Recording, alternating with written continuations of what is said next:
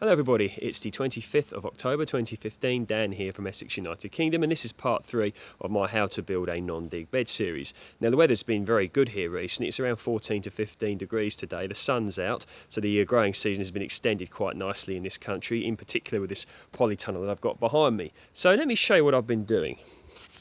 Now, this is my non-dig bed, and you may remember in my previously uploaded videos that there's some cardboard underneath this growing medium in order to blind it off and to help the structure of the soil.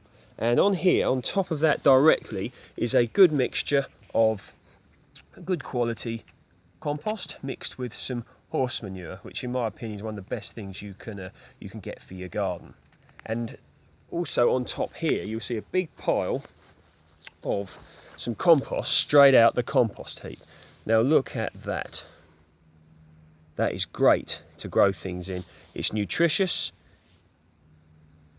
it will help to hold water, and the plants will absolutely love that. So that's going to now be spread over the manure and the compost. So of course if you're going into non-dig beds, one of the best things you can do is to find a way to create your own compost, because you know what goes in it, and of course it's subsequently much cheaper than what you will get if you have to buy it from a garden centre. So I'll show you my compost heaps and show you the sort of setup that we've got. Okay, so these are some wooden compost heaps. Now I really like these because you can take them down easier. So you literally just take them down like that. You know, they slot in. There's compost in there, and that was literally just taken straight out of there. It's been in here a few years and then put in on top of the non-dig bed. Got another one here now. This is starting to, you can see if I show you, starting to look better, but there's still a few clumps in it, so probably going to leave that till maybe next year. So I've got another compost bin already here. Of course, another good thing is at the top of it, it acts as a storage place with buckets and watering cans, that sort of thing.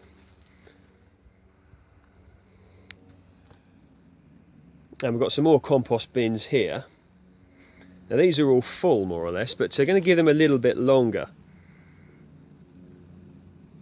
And over there we have a worm bin with some worm juice. This will be a video that I'll be doing in detail another time, but this, again, worm juice is very good for the soil. So you can see we've got a good setup here for producing good quality fertiliser and compost for non-dig beds. And there's another non-dig bed here formed using the same procedure. You may remember that here there was some Blue Lake climbing French beans, which I must say were a very successful crop. So this is, you see the cardboard here has been laid, and then once again the growing medium of good quality compost and manure has been laid directly on top. Now you see here the gooseberries, another potatoes left there, and I'm probably going to use the same procedure to mulch the gooseberry bushes ready for next year.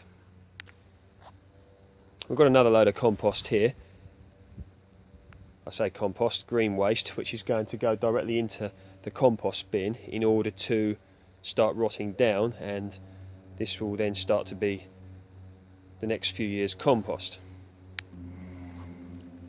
Now you see here, this is another compost bin we've got. We use this for basically kitchen waste. So you see there's a quince there started to turn. The majority of what goes in here, you can put tea bags in as well, the majority of what comes out of here is produce from the garden. So we're relatively happy that most things going here are grown pesticide free. Of course, some food we do buy from the shops, and although you know you can never 100% guarantee exactly what's gone into that, but bits of leek, bananas, of course bananas not grown here, not yet anyway, haha, and my watermelons, the skin all goes in there. So that's that one. We've got another one here. You can put eggshells in as well. Yeah, so non-dig gardening, it's certainly a nice idea. I like it. A lot of it because you're laying things directly on top, so you're not digging the ground too much. And of course, some people suffer from back trouble, and that's of course a good thing. When you don't have to dig too much. But of course, one problem you can have with non-dig gardening is you've got to find a way of sourcing the materials. Now, of course, cardboard can be relatively easy to source. You can probably find someone who can get that for you, or you can probably go down the supermarket and see if you can find someone there who's going to save it for you. And of course, you have all winter to plan for this, and all summer. You don't have to find it all at once. You can slowly build up your stock of cardboard, and of course all of your manure and things like that. You need to look around and see if there's anyone who's got a farm or something who might be kind enough to give it to you. Some farmers like to give it away because it means then they don't have to pay to get it dumped, so that's a good thing. And with regards to creating your own compost, it makes you think more about your own ecosystem, what you're putting into your compost as opposed to just buying it. And you're saving yourself a lot of money because you're making it yourself. You don't have to go and buy bags of compost from a garden centre or from a budget place or something like that.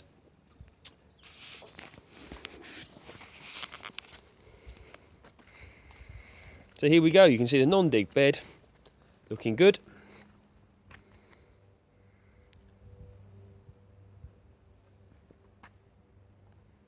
Going to spread that all over. Okay, if there's any questions on non-dig gardening, please feel free to ask.